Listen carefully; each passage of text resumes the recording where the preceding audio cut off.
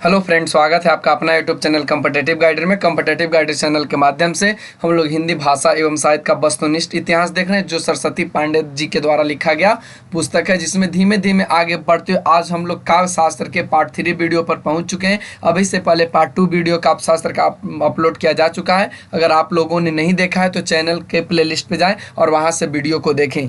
और किसी भी तरह के वीडियो का नोटिफिकेशन पाने के लिए आप चैनल को सब्सक्राइब करना ना भूलें। फ्यूचर में कभी भी किसी वीडियो को अपलोड किया जाए तो आप लोगों के पास पहुंच सके इसका नोटिफिकेशन, तो इसलिए आप चैनल को सब्सक्राइब अवश्य करें। तो चलिए आज के वीडियो को हम लोग स्टार्ट करते हैं। आज के वीडियो में जो हम लोग देखेंगे, इसमें यहाँ तक के पॉइंट्स हम लोगों ने कवर कर लिया था। आज जो हम लोग देखेंगे वह अलंकार के बारे में देखेंगे। तो आइए अलंकार के महत्वपूर्ण बिंदु को देखते हुए और नोट करते हुए साथ में समझते हुए चलते हैं।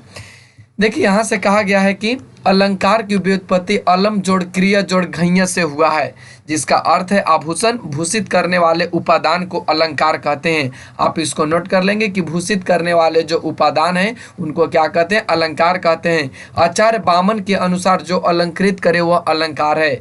आप इसको भी नोट कर लेंगे कि अलंकार जो है, और आचार्य वामन के अनुसार वे कहते हैं कि जो अलंकृत कर ले उसे हम लोग क्या कहते हैं? अलंकार कहते हैं। इन्होंने ऐसा दिया कि अलंकृत, देखिए यहाँ से अलंकृत अलंकार। आचार्य भामह 6वीं सदी के अलंकार संप्रदाय के प्रवर्तक माने जाते हैं। आप इनको नोट कर लेंगे, आचार्य भामह जी को, जो अलंकार संप्रदाय के प्रवर्तक माने जाते हैं। भामह ने अलंकार को काव्य का अनिवार्य तत्व घोषित करते हुए कहा कि जिस प्रकार स्त्री का सुख मुख भी आभूषण के बिना शोभित नहीं होता, उसी प्रकार अलंकार के बिना कविता शोभित नहीं होती। ये भामह जी कहते हैं कि जिस प्रकार से कोई स्त्री है उसका सुंदर मुख भी आभूषण के बिना नहीं शोभता है, ठीक उसी प्रकार से अलंकार के बिना कविता नहीं शोभता है। देखिए यहाँ पे उन्होंने लिखा है, न कतामपि निभूषणम विभावती नावितम मुखम। भामह ने का वक्रोक्ति को संपूर्ण अलंकारों में व्याप्त बतलाते हुए उनके अलंकारों का एकमात्र आश्रय माना है, जिसमें आप देख सकते हैं, सहसा सर्वस्त्र वक्रोक्ति नयाथारो विभावते यत्नो अस्याम कविता कार्य को अलंकारो नयन अनया बिना। आचार्य दंडी के काव्य में शोभा कारक धर्म को अलंकार कहा जाता है। आप देख सकते हैं, काव्यम शोभाकारान धर्मान अलंकारान परचते, ये दंडी कहते हैं। आप ये दंडी के बारे में आप लोग नोट कर लेंगे। आचार्य वामन ने दंडी के मत का विरोध किया और कहा कि काव्य के शोभाकारक धर्म गुण है तथा अलंकार उस शोभाकारक धर्म का सर्वधन करने वाला हेतु है। ये आचार्य वामन जी ने दंडी के मत का विरोध करते हुए ऐसा कहा है।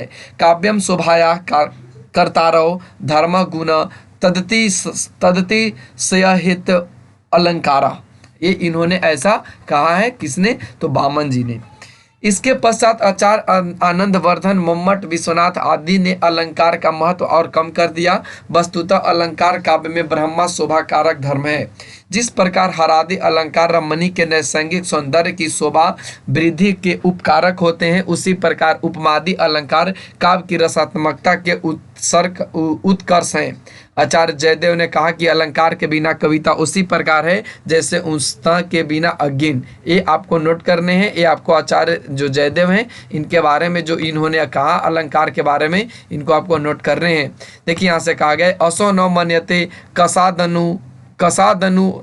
कसादनु उष्ण में अलंकृति, ये इन्होंने कहा है।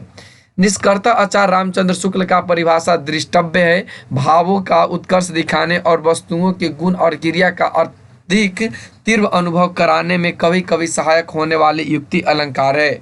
आप इनके बारे में जो रामचंद्र शुक्ल जी हैं इनके बारे में आपको अवश्य नोट करने, क्योंकि यही एग्जाम में पूछ लिए जाते हैं सीधे सीधे।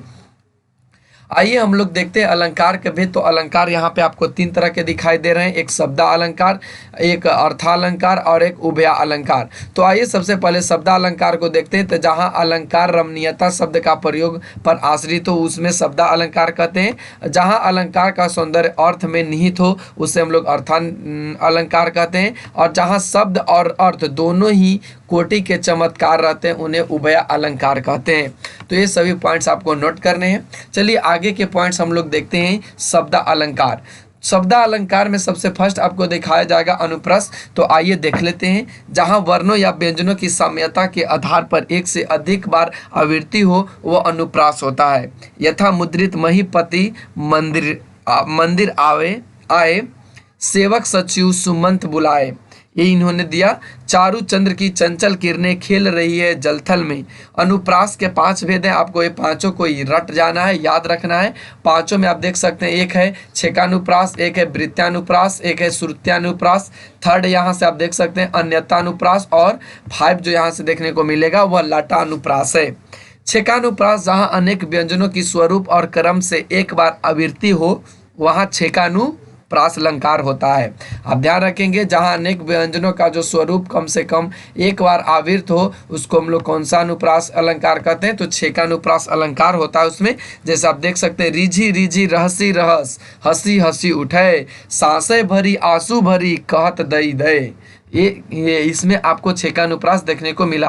अगला जो हम लोग पॉइंट्स देखेंगे वे वृत्त्यानुप्रास देखेंगे, जहां वृत्ति के अनुसार एक या अनेक वर्णों की अनेक बार आवृत्ति होती है वहां वृत्तानुप्रास अलंकार होता है। रसानुकूल भिन्न भिन्न वर्ण रचना को वृत्ति कहते हैं। आप ध्यान रखेंगे, रसानुकूल जो भिन्न भिन्न वर्ण रचना को हम लोग क्या कहते हैं, वृत्ति कहते हैं। जैसे आप देख सकते हैं, कंकन किंकिन नुपुर धुनि सुनी, कहत लखन सन राम हृदय गुनी, तरनी तनुज लटक तमाल तरुवर बहु छाए, शेष महेश गणेश दिनेश सुरेश जाहि निरंतर गावे। तो यहाँ से आपने देखा ये वृत्त्यानुप्रास है। आइए अब हम लोग देखते हैं श्रुत्यानुप्रास, जहाँ किसी एक ही स्थान जैसे कंठ तालु आदि से उच्चारित होने वाले वर्णों की आवृत्ति हो वहाँ श्रुत्यानुप्रास होता है। जहाँ किसी एक ही स्थान जैसे कंठ तालु आदि से उच्चारित होने वाले वर्णों की आवृत्ति हो वहाँ श्रुत्यानुप्रास होता है। जैसे आप देख सकते हैं, तुलसीदास सिदत निस्दीन, तुलसीदास सिदस निस्दीन, देखत तुम्हारे निठुराई। अनत्यानुप्रास, जहाँ पदांत में एक ही स्वर और एक ही व्यंजन की आवृत्ति हो वहाँ अनत्यानुप्रास होता है। जैसे देख सकते हैं, रघुकुल रीत सदा चली आई, प्राण जाए पर वचन न जाई, ये अनत्यानुप्रास है। आप देख सकते हैं, कुंद इंदु सम देह उमा रमन करुणा अयन, जाहि दीन पर नेह करहु कृपा मर्दन मयन, ये यहाँ से अनत्यानुप्रास में आप देख सकते हैं। आइए लटानुप्रास देखिए, तो यहाँ से कहता है, जब एक शब्द या वाक्य खंड की आवृत्ति उसी अर्थ में पर तात्पर्य या अन्वय में भेद हो तो वहाँ लटानुप्रास होता है।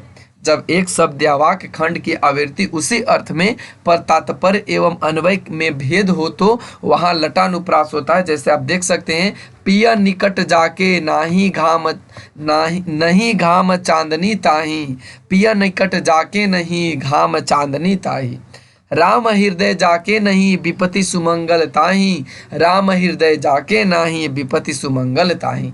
तो यहाँ से आपको लटानुप्रास देखने को मिला। आइए अब हम लोग सेकंड जो देखेंगे यमक को देखेंगे, जहाँ एक से अधिक पद जहाँ एक या एक से अधिक शब्द एक से अधिक बार प्रयुक्त हो एवं अर्थ भी प्रत्येक बार भिन्न भिन्न हो वहाँ यमक अलंकार होता है। फिर से रिपीट कर देते हैं, जहाँ एक या एक से अधिक शब्द एक से अधिक बार प्रयुक्त हो एवं अर्थ भी प्रत्येक बार भिन्न हो वहाँ यमक अलंकार होता है। वहाँ कौन सा अलंकार होता है, यमक अलंकार होता है।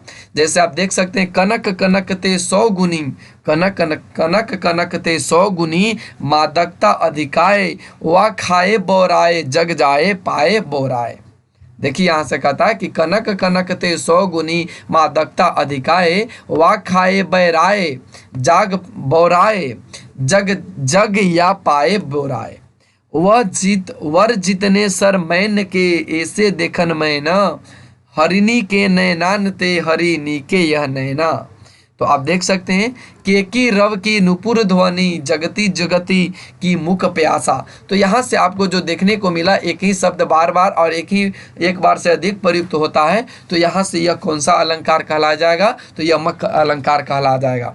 अगला हम जो थर्ड हम लोग देखेंगे वह सलेस को देखेंगे, और सलेस का अर्थ होता है चिपकना, मिलना अथवा संजोग। जहाँ जहाँ एक शब्द के साथ अनेक शब्द चिपके रहते हैं वहाँ सलेस होता है। जैसे आप देख सकते हैं, रहीमन पानी राखिए राखिए, बिन पानी सब सून, पानी गए न उबरे, मोती मानस चून, चिरंजीवो जोरी जुरे क्यों, न ही सने गंभीर, को घटी के वृष भानुजा, वे हलधर के वीर। आप देख सकते हैं, मेरी भव बाधा हरो, राधा नागरी सोई, जातन की झाई परे, श्यामु हरित दुति होई।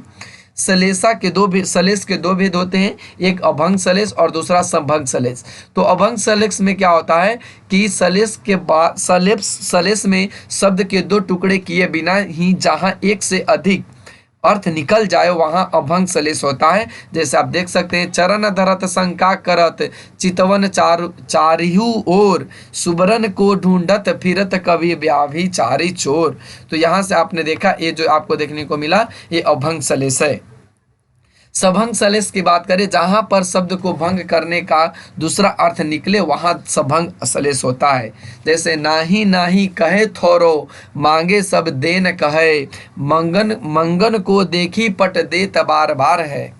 यहाँ से आपने देखा सभंग सलेस में। अगला जो हम लोग देखेंगे वक्रोक्ति देखेंगे, जहाँ पर वक्ता के कथन का श्रोता द्वारा वक्ता के अभिप्रेत आशय से सलेस अथवा काकु उक्ति से भिन्न भिन्न अर्थ लगाया जाए वहाँ वक्रोक्ति अलंकार होता है। जैसे आप देख सकते हैं, मैं सुकुमारी नाथ बन जोगू, तुम ही उचित तपमो कहूँ भोगू, गौरव शालिनी प्यारी हमारी, सदा तुम्हारे एक इष्ट हो न गहू नहीं हो अवसा, और अली निहू नहीं अस काहे कहे।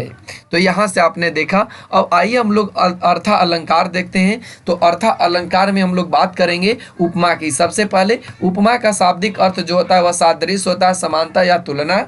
जहाँ उपमेय और उपमान के गुण, रूप या चमत्कृत सौंदर्य मूलक सादृश्य का प्रतिपादन किया जाए वहाँ उपमा अलंकार होता है। दूसरे शब्दों में, जब एक ही वाक्य में उपमेय और उपमान का सादृश्य अथवा साम्य प्रतिपादित किया जाए और विपरीत धर्म की कोई चर्चा न हो तो वहाँ उपमा अलंकार होता है। आप देख सकते हैं दूसरे शब्दों में कि जब एक ही वाक्य में उपमेय और उपमान का सादृश्य अथवा साम्य प्रतिपादित किया जाए और विपरीत धर्म की कोई चर्चा न हो तो वैसे वहाँ पे जो होगा वह कौन सा अलंकार होगा? उपमा अलंकार होगा।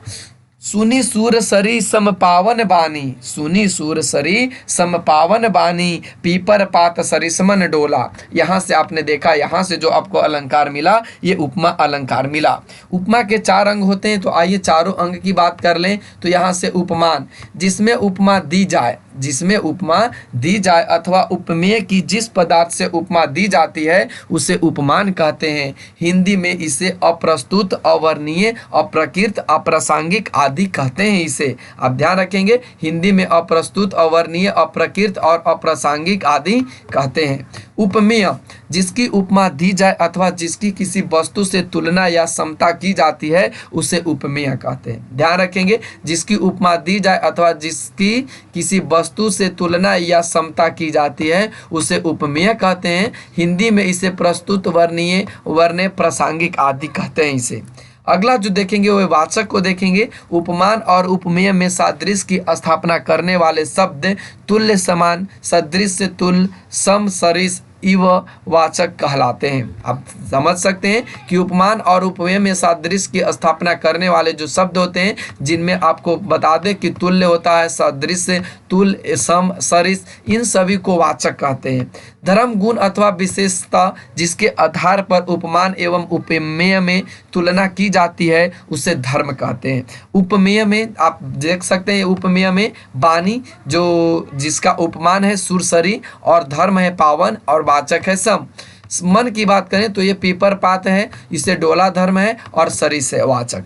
तो उम्मीद है ये सभी पॉइंट्स आपको क्लियर हो गए होंगे। चलिए आगे के पॉइंट्स में देखते हैं। रूपक, जहां उपमेय और उपमान में भेद रहित आरोप किया जाता है वह रूपक अलंकार होता है। ध्यान रखेंगे, जहां उपमेय और उपमान दोनों में भेद किया जाता है तो वैसे जो अलंकार होते हैं उनको हम लोग कौन सा अलंकार कहते हैं? रूपक। जैसे यहाँ एग्जाम्पल के रूप में दिया गया है, उदित उदय गिरी मंच पर, रघुवर बाल पतंग, बिकसेउ संत सरोज वन हर्षे लोचन भृंग।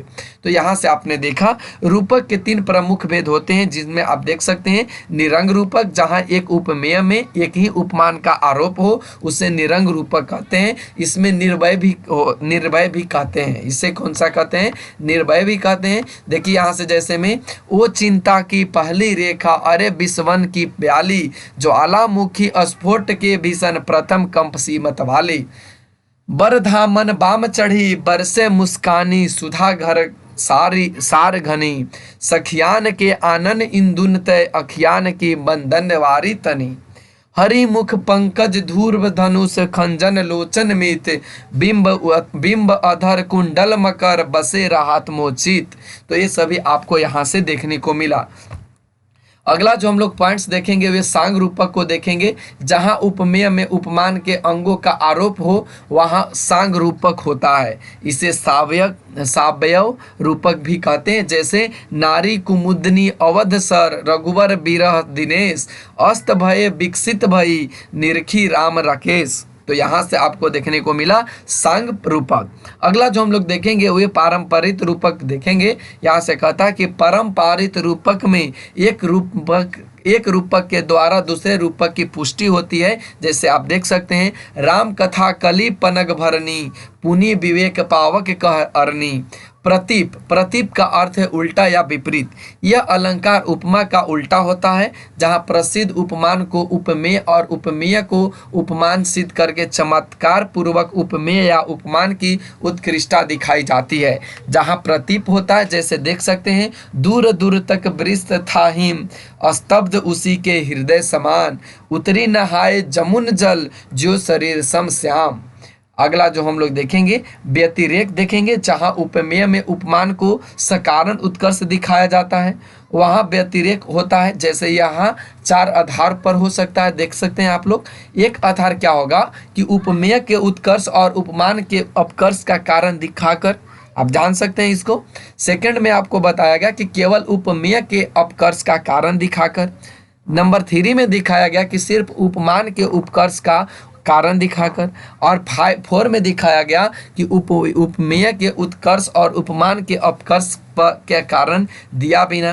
तो ये सभी आपको यहाँ से देखने, ये जो आपको मिलेंगे ना, ये व्यतिरेक मिलेंगे। यहाँ से उदाहरण के रूप में देख सकते हैं समसु वरन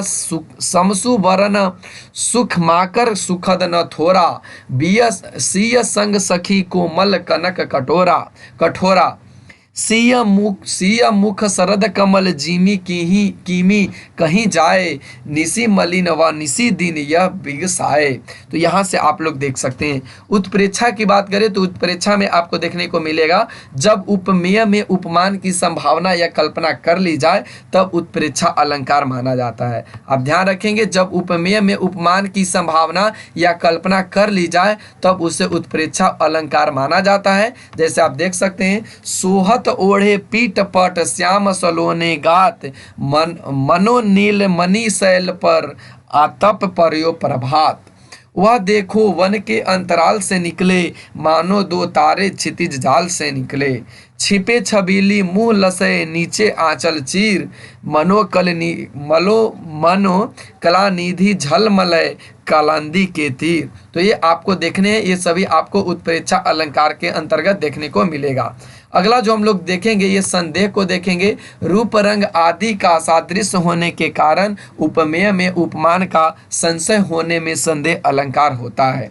जैसे सारी बीच नारी है कि नारी बीच सारी है, कि सारी ही की नारी है कि नारी की ही सारी है। ये जो आपको देखने को मिलेगा, देखिए यहाँ से आप बरगला सकते हैं। और ये जो देखने को मिलेगा संदेह, इसमें संदेह आपको होगा ही। और इसमें जो उपमेय में उपमान का संशय होगा वह हमेशा संदेह अलंकार के रूप में देखा जाएगा। यहाँ से कहता है बदन सुधा निधि जान के तू संग फिरियो चकोर, बदन किदय यह शीत कर किदय कमल भय मोर। तो यहाँ से आप लोग इस अलंकार इस पॉइंट को देखें, इस एग्जाम्पल को देखें और इसमें संदेह अलंकार आपको देखने को मिल जाएगा। 7वां जो हम लोग देखेंगे ये भ्रांति मान देखेंगे, जिसमें रंग रूप कर्म आदि की समानता के कारण जहां एक वस्तु में अन्य किसी वस्तु की चमत्कार पूर्ण भ्रांति कल्पित हो जाए वहां भ्रांतिमान अलंकार माना जाता है। आप लोग यहाँ से देख सकते हैं किस तरह से, पाए महावर देन को नाइन बैठी आई, फिर जान महावरी एड़ी एड़ी भिड़ती जाए। परत भ्रमर सुख तुंड पर भ्रम धरी कुसुम पलास धली ताको पकड़न चाहत जम्बू फल की आस। नाक का मोती अधर की कांति से, बीज दामिड़ का समयिक भ्रांति से, देख उसको ही हुआ सुख मौन है, सोचता है अनसुकु यह कौन है। तो ये सभी आपको पॉइंट्स देखने हैं। अगला जो हम लोग देखेंगे असंगति देखेंगे, जहां कार्य और कारण में संगति न हो वहां असंगति अलंकार होता है। दृग उर्झत टूटत कुटुम जूरत चतुरचित प्रीति परत गांठ दुर्जन हिये दई नई यह रीति। जरे नैन पलकै गिरे जरे नन फलकै गिरे, चित तरपै दिन रैन, उठे सूल उर नेहपुर नौ नए मैं नृप मैन। तो आपको यहाँ से ये सभी देखने, आप लोग इसको अवश्य पढ़ें। अगला जो हम लोग देखेंगे ये विरोधाभास को देखेंगे। देखिए विरोधाभास कहता है कि जहाँ विरोध न रहने पर भी विरोध का आभास हो वहाँ विरोधाभास अलंकार होता है। यानी वहाँ पर विरोध ना दिखे लेकिन फिर भी वहाँ विरोध का आभास हो तो इस चीज को हम लोग विरोधा अलंकार कहते हैं। जैसे या अनुरागी चित्त की गति समुझाही नहीं कोय, ज्यो ज्यो बुढ़े श्याम रंग त्यों त्यों उज्जवल होए। आग हूँ जिससे लुढ़कत बिंदु हिमजल के, शून्य हूँ जिसमें बिछे है पावड़े पलक के। तो ये सभी यहाँ से आपको देखने को मिलेंगे, जिसमें विरोधाभास आपको देखने को मिल जाएंगे। अगला जो हम लोग देखेंगे ये विभावना को देखेंगे, जहां पर कारण के बिना ही कार्य की उत्पत्ति हो जाए वहां विभावना अलंकार होता है। बिनु पद चले सुने बिनु काना, नाची अचानक ही उठे बिनु पावस में मोर। जानती हो नंदित करी यह दिशी नंद किशोर। अतिशयोक्ति अगला जो हम लोग अलंकार देखेंगे वो अतिशयोक्ति है। कहता है जहाँ किसी विषय का वर्णन इतना बढ़ा चढ़ा कर दिया जाए कि लोक सीमा या मर्यादा का उल्लंघन हो जाए। जहाँ अतिशयोक्ति अलंकार होता है इसके प्रमुख भेद निम्न है। रूपकातिशयोक्ति, जहाँ केवल उपमान के वर्णन से उपमेय का बोध कराया जाए वहाँ रूपकातिशयोक्ति होता है। जैसे आप देख सकते हैं, बांधा था विधु को किसने इन काली जंजीरों से, बांधा था विधु को किसने इन काली जंजीरों से, मनी वाले फनियों का मुख क्यों भरा हुआ है हीरो से। तो यहाँ से ये जो आपको देखने को मिलेंगे ये रूपकातिशयोक्ति मिलेंगे। अगला जो हम लोग देखेंगे यहाँ से मिलेंगे भेद कातिशयोक्ति, जहाँ उपमेय का अन्य तत्व वर्णन किया जाता है अर्थात अभिन्नता से भिन्नता दिखलाई जाती है, वहाँ पर भेद कातिशयोक्ति अलंकार होता है। जैसे आप देख सकते हैं, अनियारे दीर्घ नयन किति न तरुणी समान, वह चितवनी और कछु जेहि बस होत सुजान। तो ये आपको देखने हैं। प्रति वस्तुपमा, वह अलंकार जिसमें प्रत्येक वाक्यार्थ में उपमा अर्थात साधर्म्य का कथन हो। जैसे सिंह सुता क्या कभी श्यार से प्यार करेगी, क्या पर नर का हाथ कुल अस्त्री करी धरेगी। राचत मुख मिद्रु बानी सो लंसत सुधा सो चंद निर्झर सो निको सुग्री मंद सो भलो गयंदा। तो ये आपको देखने को है, ये आप जब देखेंगे तो यह जो आपको देखने को मिलेगा वो प्रति वस्तु उपमा मिलेगा। अगला जो हम लोग देखेंगे वे दृष्टांत को देखेंगे, जहां उपमेय और उपमान के साधारण धर्म का बिंब प्रतिबिंब भाव दर्शित किया जाए तथा वाचक शब्द का उल्लेख न हो वहां दृष्टांत अलंकार होता है। जैसे देख सकते हैं, सठ सधु रही सत संगति पाई, पारस परसी कुधतु सुहाई। पगी प्रेम नंदलाल के हमने भावत भोग, मधुप राजपद पाए के भिखत न मांगत लोग। काव्यलिंग, जहाँ किसी उक्ति के समर्थन का कारण बताया जाए वहाँ काव्यलिंग अलंकार होता है। कनक कनक ते 100 गुनी मादकता अधिकाय, वा खाए बो रात नर पाए, नर या पाए बोराए। तो यहाँ से आपको देखने को मिला, यह जो देखने को मिला यह काव्यलिंग है, जिसकी उक्ति के समर्थन के कारण बताया जाए वहाँ काव्यलिंग अलंकार होते हैं। अगला जो हम लोग देखेंगे वे अर्थांतर अन्यास देखेंगे, जहाँ किसी साधारण बात का विशेष बात से तथा विशेष बात का साधारण बात से समर्थन किया जाए वहाँ अर्थांतर न्यास अलंकार होता है। जैसे बड़े न हुजे गुगन बिनु, बिरद बड़ाई पाए, कहत धतूरे सो कनक, गहनो गाढ़ो न जाए।